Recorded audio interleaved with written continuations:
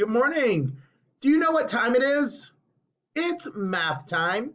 And today and for the next several days in math, we are going to be talking about telling time, how to read a clock. This is a review for you guys because we covered this a while back in school. And I hope you guys remember when we made our clocks. We actually made clocks when we were in school. And the shorthand equal is for the hour, and the longhand points to the minute. In your follow-up activity today, you will be making a clock. You have, it's on page 6 and 7 of your packet. You can scroll down online and find it, or if you've got it printed out already. If you don't have a packet already, you can easily still do this activity at home. You can just draw a clock on a piece of paper and cut out two little hands, one shorter and one longer, to be your hands, and move it around the clock. So this is something that you can easily create at home. I wanted to show you a couple of the clocks that I have around my house.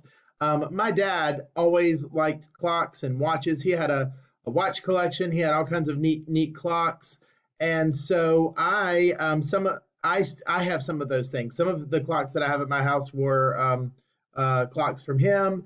My watch is something that he gave me as a graduation gift. So when I look at these clocks that I have, this is telling time on an analog clock. A lot of you guys can tell time on a digital clock.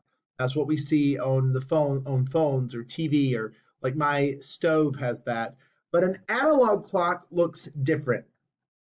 So here is my watch. All right, so there's my watch. The shorthand, remember guys, points to the hour, and the longhand points to the minutes. This other clock that I have here, I think the battery has died in it. This one's not working, but here's a little clock that I have. It sits in the my guest bedroom. All right, so there's a clock, and I have another clock that I wanted to show you actually on the wall in my house. Let's see, there we go. There's another clock that hangs on the wall, and you'll notice it has a shorthand and a longhand. This clock is not wound and not working right now. And then I have another really cool clock that I wanted to show you. This clock was my dad's. My dad loved trains. He had a model train set, and so in the room where he had his model train set, I bought him this clock that he could put in there. If you look at this clock right now, it's got batteries in it, but I've been messing with it, so the time's not right.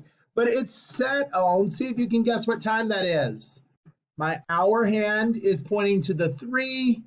The minute hand is pointing to the 12. If you remember, guys, when we're pointing to the 12, that's when we would say o'clock. So looking at this, it is 3 o'clock. The really cool thing about this clock is, I went on here and I wrote the numbers around the clock. It did not come with the numbers because as you get better at reading an analog clock and as you become an adult, you will learn that sometimes clocks don't have numbers. They have different, this just has a different train at each point on the clock.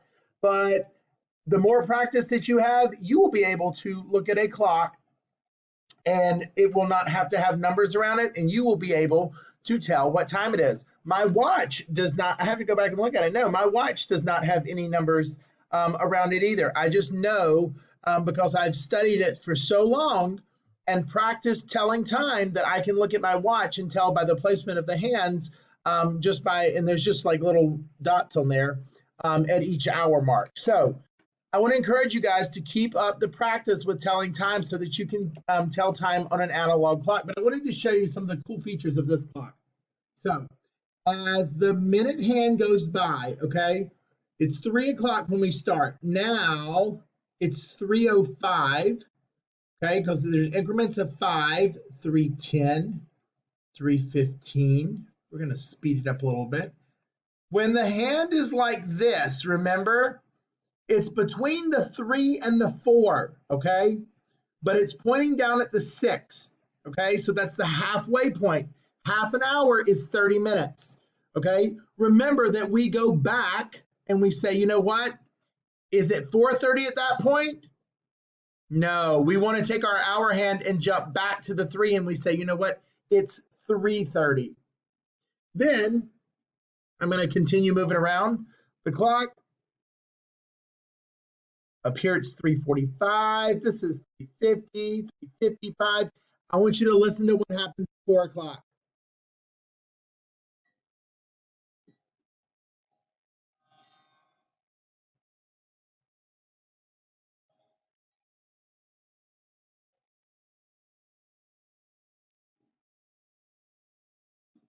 I hope you guys could hear that. But at each hour on this clock, when it gets to a different hour, the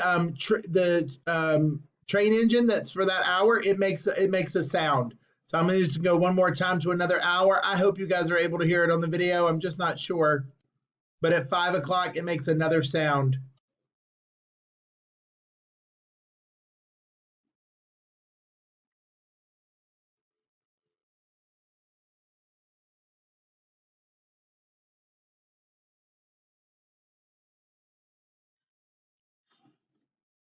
So I hope you enjoyed that. This is something that brings me joy every time I hear it go off. There are lots of different types of analog clocks, and I want you guys to become very good at reading an analog clock, okay? That's why we have extra practice with this, okay? So you will find in your packet some follow-up questions. You can also log in, we'll encourage you to log into Dreambox today and do some work. And I believe that's it. Your clock that you create, it's on page 5 and 6 in your packet, that clock that you create, please hold on to it. Put it in a safe place because you're going to use that to help you with your math work for the next couple of days. Okay, so please hold on to that. There will be more stuff to do with the clock. Okay, all right, guys, have a great day and enjoy.